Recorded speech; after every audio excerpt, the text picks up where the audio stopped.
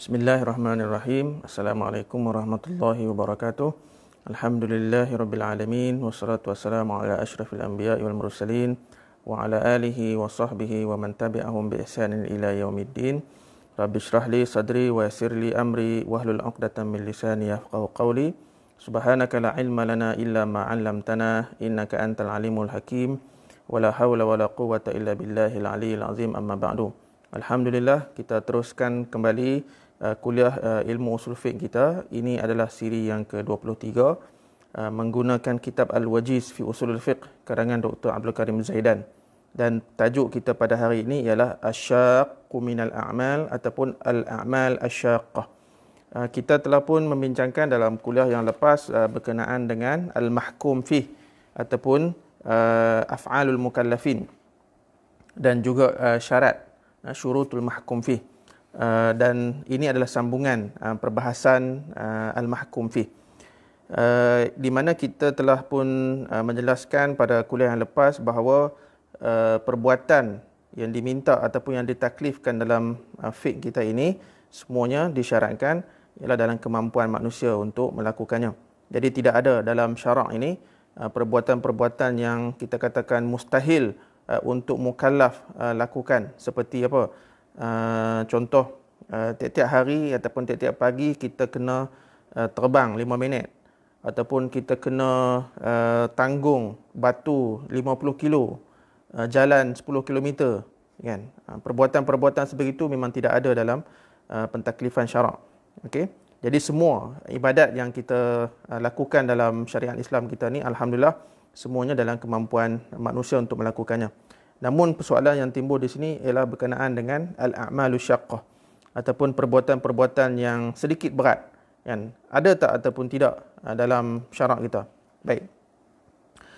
Kita telah jelaskan sebelum ini bahawa sesuatu perbuatan dalam pentaklifan yushtaratu fihi an yakuna maqduran alaih, iaitu disyaratkan perbuatan itu dalam lingkungan batasan kemampuan manusia untuk melakukannya, kan? Tetapi hal yushtaratu fihi alla yakuna syaqqan, tapi adakah disyaratkan pentaklifan itu tidak berat ataupun bagaimana? Okey. Secara realitinya kita dapati bahawa sesuatu perbuatan dia tidak akan lari daripada ada masyaqqah di situ. Okey, apa sahaja yang kita buat, kan? Sebelum ni pun kita dah bagi contoh. Kita nak masak, kita nak apa? Kita nak basuh baju dan sebagainya. Semua itu ada sedikit kesukaran dalam setiap perbuatan yang kita lakukan. Jadi maksudnya al-masyaqqah min lawazimit taklif. Kalau dalam ibadat-ibadat tertentu, contoh macam solat, sekarang ni kita dalam bulan Ramadan, tetap ada masyaqqah. Kita tak makan, lapar dahaga, itu masyaqqah lah tu. Okey. Jadi al-masyaqqah min lawazimit taklif. Masyaqqah itu adalah benda yang tidak boleh elak, ya, dalam pentaklifan dan juga dalam perbuatan-perbuatan keduniaan yang saya sebutkan tadi, basuh baju, nak masak dan sebagainya. Jadi masyaqqah itu memang kita tak boleh nak elak. Tetapi adakah masyaqqah biasa, sedikit kesukaran itu menjadi penghalang kepada pentaklifan ataupun bagaimana?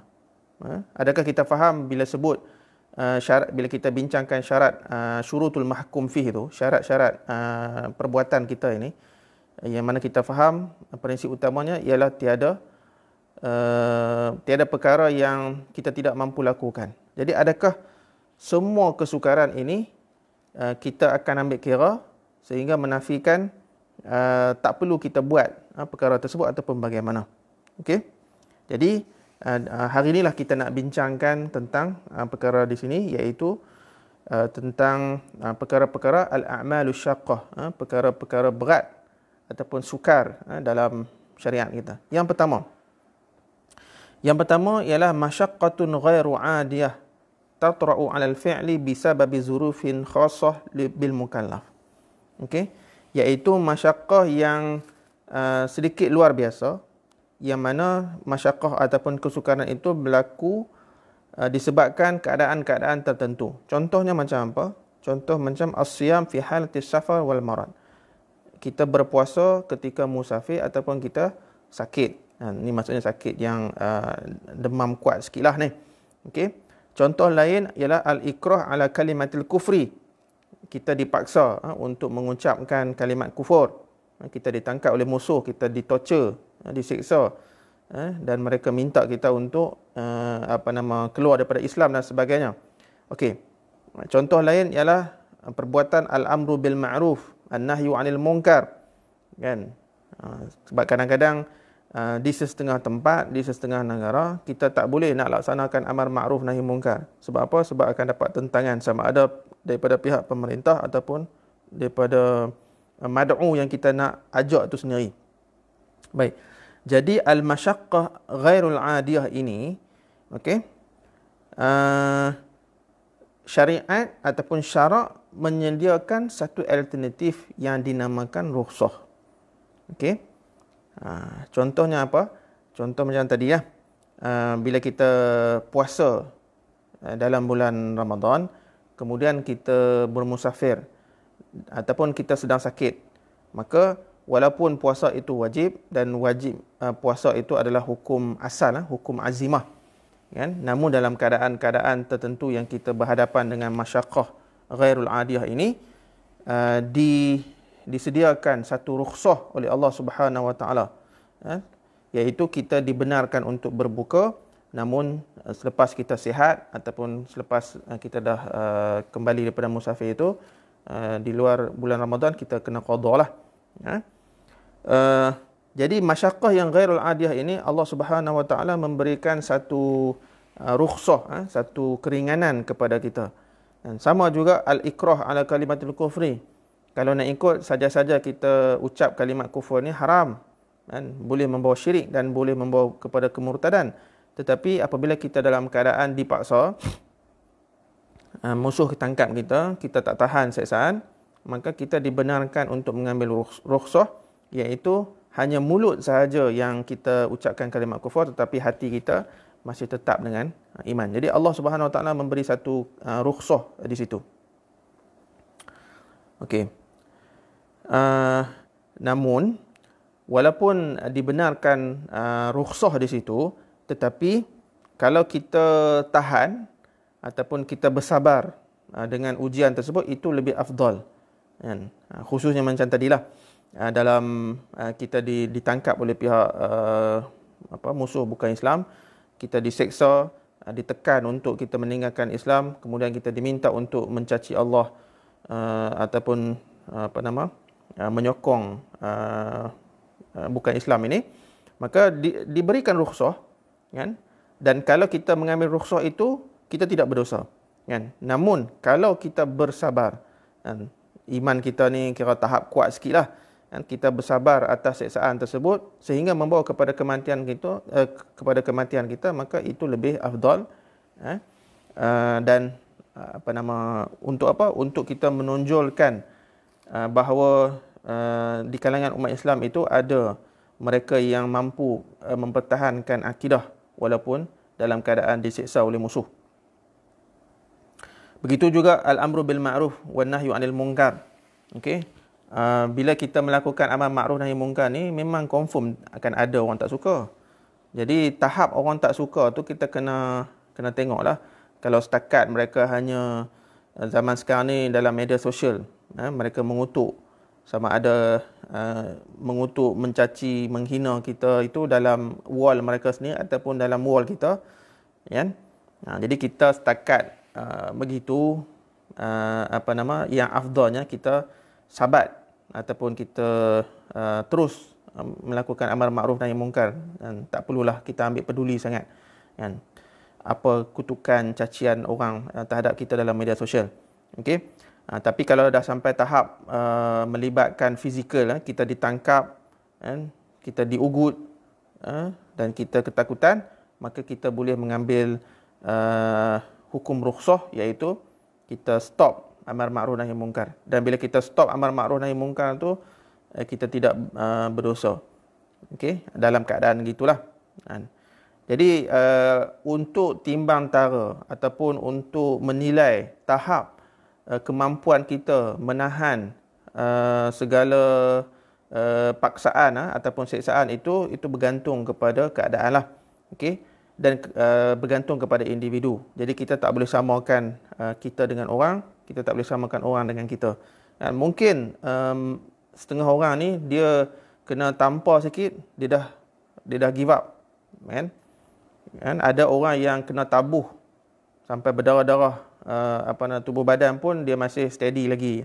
Jadi tengok kemampuan dan tahap keimanan kita, kan? Bagi mereka yang ingin mengambil rukhsah dalam keadaan sebegini, maka dipersilakan. Dan mereka yang kalau kuat dapat tahan, juga sila teruskan. Baik. Jadi inilah tentang masyaqqah ghairul adiyah, kan? Iaitu masyaqqah yang luar biasa, tetapi syarak memberi kita panggil jalan alternatif, iaitu menyediakan tahap rukhsah, keringanan dalam hukum. Okey, yang kedua, masyaqqah ghairu adiyah walakin la budda min tahammuliha li daruratil qiyam bil furudil kifaiyah kal jihad fa huwa fardun 'ala al kifayah wa in kana fihi qatlun nafs wa izhaqur ruh wa it'abul jasad wa tahammulun nasab wa ta'ab. Okey. Yang kedua ialah masyaqqah ghairul adiyah juga. Masyaqqah yang luar biasa. Tetapi masyaqqah yang sebegini mesti dilakukan, kan? Apatah lagi ia melibatkan fardu-fardu kifayah seperti jihad. Okey, jihad ni dia ada level juga, kan? Ada tahap dia, kan? Kalau musuh di perbatasan, okey, ketika itu adalah fardu kifayah, kena ada segolongan daripada umat Islam yang kena bersedia untuk mempertahankan Islam. Okey. Tapi sekarang ni kita dah ada, kita panggil tentera dan polis. Polis ni selalu kita panggil menjaga ketenteraman awam. Kalau tentera ini ditugaskan untuk mempertahankan negara daripada anasir-anasir luar, kan. Kalau polis ni lebih berbentuk dalaman. Okey, kalau kita setakat musuh di perbatasan, maka itu adalah hukum fardu kifayah. Tetapi kalau musuh dah menyerang ke dalam negara kita, dia bukan jadi fardu kifayah lagi, tetapi menjadi fardu ain kepada semua umat Islam untuk mempertahankan negara kita ini daripada dijajah. Okey. Walaupun kita faham apabila kita berjihad, maksudnya berjihad ni bukan berjihad melalui pena, jihad melalui ekonomi, tetapi jihad ni yang dimaksudkan di sini ialah jihad dengan nyawa ni, kan? Iaitu berperang ataupun dalam keadaan mempertahankan negara kita daripada diserang oleh pihak musuh, kan? Dan bila sebut jihad, perang ni, dia akan melibatkan hilang nyawa, kan? Maksudnya kalau ditakdirkan kita terbunuh, maka terbunuhlah kita. Okey. Ataupun kita boleh cedera. Okey. Zaman sekarang ni orang main perang pakai peluru, pakai senjata, kan, ataupun pakai virus dan sebagainya. Okey, jadi melibatkan kematian ataupun melibatkan kecederaan kepada tubuh badan kita, ataupun kita penat, kan? Perang daripada pagi sampai ke malam ataupun mungkin berhari-hari. Jadi kita penat, tak ada rehat. Jadi semua ini dikategorikan sebagai masyaqqah, kesukaran. Tetapi adakah kesukaran ini akan dielakkan oleh syarak? Jawapannya tidak. Sebab apa? Sebab bila sebut jihad ini adalah bermaksud mempertahankan Islam. Dan bila jihad, dia akan berlaku masyaqqah yang ghairu adiyah. Okey. Namun tujuannya murni, iaitu untuk mempertahankan negara, untuk mempertahankan agama. Okey. Jadi inilah dipanggil masyaqqah ghairu adiyah yang ada kaitan dengan fardu kifayah, maka dia tidak diambil kira. Maksudnya kalaulah kita kata semua masyaqqah ini kita kena ambil kira untuk kita menolak pentaklifan, maka sudah tentu solat ke, puasa ke, haji ke, termasuk jihad ni, kita akan berhujah, jihad ni akan menyebabkan kematian. Masyaqqah kena ditolak. Jadi tak boleh buat apa lah kita. Sebab apa? Dalam perbuatan manusia tadi kita dah sebut, semuanya ada masyaqqah. Cuma tahap masyaqqah itu adakah masyaqqah adiyah ataupun masyaqqah yang ghairu adiyah. Okey. Even dalam masyaqqah ghairu adiyah ini pun kan, ada kita panggil ruang-ruang yang Allah Subhanahu Wa Taala berikan kepada kita. Contoh macam tadi, kalau yang kategori pertama ialah masyaqqah ghairu adiyah tetapi Allah bagi rukhsah. Okey. Kalau masyaqqah ghairu adiyah yang berkaitan dengan jihad dan fardu kifayah ini, pada peringkat permulaan yang kata level pertama iaitu musuh di perbatasan, memang Allah bagi rukhsah iaitu dia bersifat fardu kifayah. Okey, fardu kifayah maksudnya kalau ada segelintir ataupun ada segolongan dan kita sekarang ni dah ada tentera, maka kita orang biasa, orang awam ni terlepas daripada pentaklifan tersebut. Tetapi bila musuh dah menyerang negara kita, kita tidak boleh mengharapkan kepada tentera saja, tetapi kita juga wajib mempertahankan negara kita walaupun mungkin akan mengorbankan nyawa kita, mengorbankan nyawa keluarga kita dan sebagainya. Baik.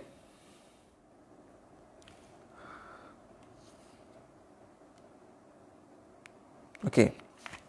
Seterusnya, yang ketiga, masyaqqah ghairu adiyah la tata'atta min dhatil fi'li wa tabi'atihi wa innama bisababil mukallafi nafsihi biltizamihi al-af'al asyaqqah allati lam ya'ti biha asy-syar'u.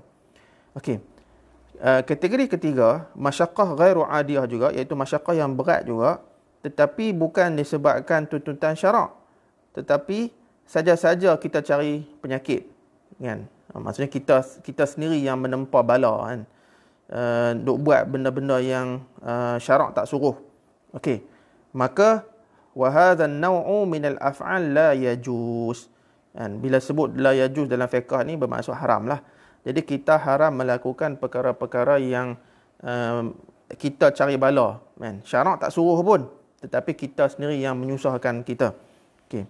Ada diriwayatkan dalam hadis Rasulullah sallallahu alaihi wasallam beberapa cerita, antaranya ada seorang lelaki anna an-nabiy sallallahu alaihi wasallam ra'a rajulan qa'iman fi syamsi fasala anhu faqalu ya Rasulullah innahu nadhara an yaquma fi syamsi ولا يقعد ولا يستزل ولا يتكلم ويصوم فقال النبي صلى الله عليه وسلم مروه فليتكلم وليقعد وليتم صومه.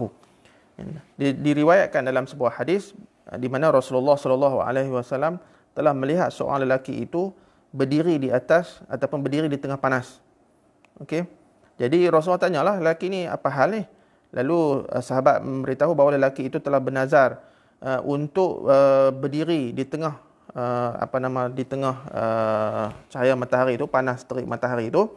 Dia tak mau duduk, dia tak mau berteduh, dia tak nak bercakap, dan dia nak berpuasa sepanjang hari, kan? Lalu Rasulullah menegur perbuatan lelaki tersebut dan Rasulullah meminta kepada sahabat yang lain untuk memerintahkan lelaki tersebut supaya bercakap dan duduk dan juga boleh menyempurnakan puasanya. Jadi maksudnya kita duduk saja-saja tengah panas ni. Okey. Saja-saja, kan? Bukan ada tuntutan syarak pun, kan? Bukan training tentera. Kalau training tentera tu lain ceritalah, sebab memang nak membentuk ketahanan diri, kan? Ini memang saja-saja, kan? Kalau kita di Mekah ni, maklum sajalah kalau musim panas ni, yang boleh mencecah 40 darjah Celsius ataupun lebih, kan? Saya pernah pergi ke Mekah, saya tak ingat tahun bila, lebih kurang kalau tak silap tahun 95 kan.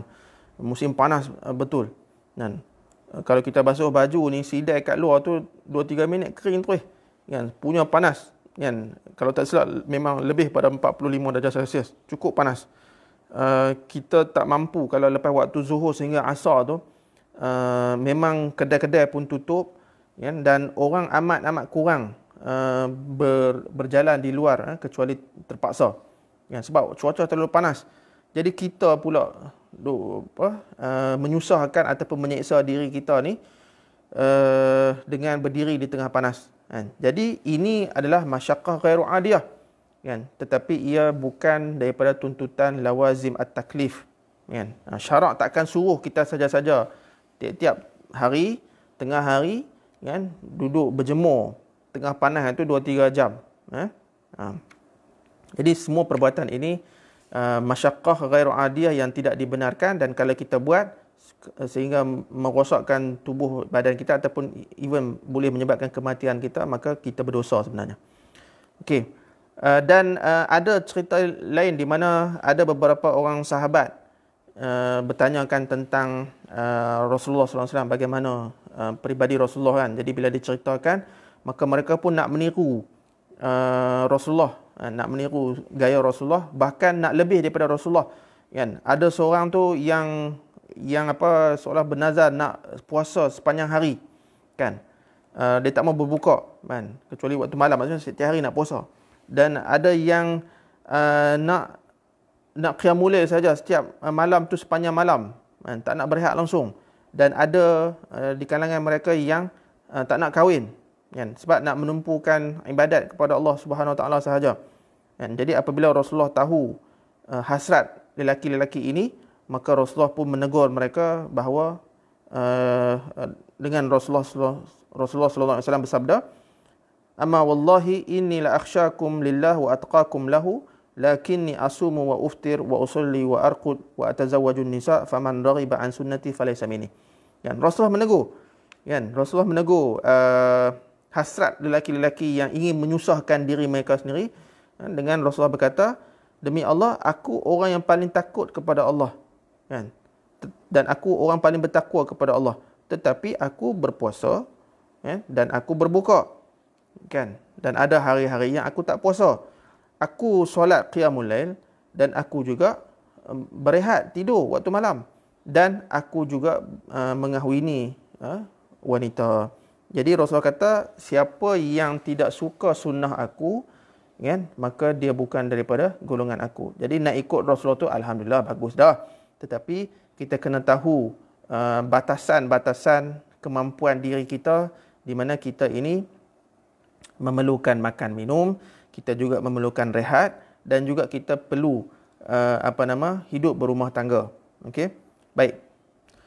Okey, jadi hikmah pengharaman perbuatan ataupun al-a'malu syaqqah yang bukan diminta oleh syarak ini, sebab apa? Sebab dia dianggap sebagai menyiksa badan.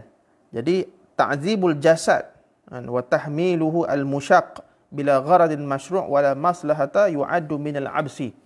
Okey, menyiksa badan dan menyebabkan ataupun mendedahkan kepada diri kita itu terdedah kepada masyaqqah yang tidak perlu, dan itu adalah dianggap sia-sia dan ia tidak dituntut oleh syarak. Okey. Jadi syarak ini tidak meminta kita untuk menyiksa tubuh badan kita. Bahkan Allah Subhanahu Wa Taala menjaga dengan melalui maqasid syariah itu, antaranya hifzun nafsi, hifzul aqal dan sebagainya itu kan, supaya hak manusia ini tetap terjaga dan mereka boleh melakukan amalan-amalan soleh sekiranya tubuh badan sihat. Okey. Jadi makna kata kita menempa penyakit sendiri ini memang tak boleh, sebab kita mendedahkan diri kita dan kita akan menyebabkan diri kita ni sakit, dan akhirnya kita tak mampu pula beribadat kan. Namun sekiranya kan, ada perkara yang mendorong perlunya kita menanggung segala kesukaran, itu seperti jihad tadi kan. Jadi kita tak boleh samakan antara jihad dengan perbuatan yang menempa penyakit ataupun cari bala sendiri ni kan. Kalau jihad memang tuntutan syarak, kalau ibadat memang tuntutan syarak kan. Namun dalam tuntutan syarak itu juga syarak, yakni Allah Subhanahu Wa Taala telah meraihkan keadaan-keadaan tertentu dan diberi rukhsah yang tadi kita bincangkan. Okey, tapi kalaulah saja cari penyakit syarak tak suruh pun, dia yang buat, tiba-tiba dia dapat penyakit dan sebagainya, maka dia tidak layak untuk mendapat rukhsah. Jadi kita kena faham yang tu. Okey. Jadi itulah sekadar perkongsian ringkas berkenaan dengan tajuk asyaqqu minal a'mal ataupun al-a'malu syaqqah. Jadi kesimpulannya sidang penonton sekalian, kita kena fahamlah bahawa dalam pentaklifan ibadat-ibadat yang Allah Subhanahu Wa Taala wajibkan kepada kita ataupun yang Allah sunatkan untuk kita lakukan, memang terdapat masyaqqah di situ. Sebab al-masyaqqah ini dia tidak lari daripada perbuatan manusia. Maksudnya setiap perbuatan manusia ni apa sahaja, sama ada berbentuk kemanusiaan, berbentuk kehidupan ataupun berbentuk ibadat, dia akan ada kesukaran di situ. Memang tak boleh nak elak. Cuma kesukaran yang jenis mana Allah Subhanahu Wa Taala ambil kira untuk diberikan rukhsah itu, iaitu yang kita telah bincangkan pada hari ini dan juga sebelum-sebelum ini. Jadi kita kena fahamlah apa yang Allah Subhanahu Wa Taala taklifkan dalam ibadat kita ini, insya-Allah dalam kemampuan dan batasan kita untuk kita melaksanakannya. Okey. Cuma kita jangan cari penyakit yang benda yang Allah tak suruh, jangan kita buat sehingga menyusahkan diri kita. Jadi kalau kita buat benda yang menyusahkan diri kita yang bukan tuntutan syarak, maka kita tidak entitled ataupun kita tidak berhak untuk mendapat rukhsah daripada Allah Subhanahu Wa Taala. Jadi setakat itu saja kuliah kita pada hari ini. Insya-Allah kita akan bersambung lagi.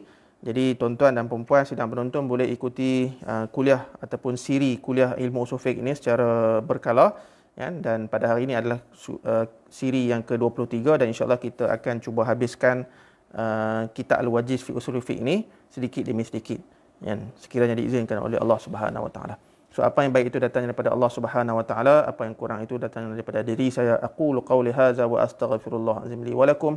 Wassalamualaikum warahmatullahi wabarakatuh.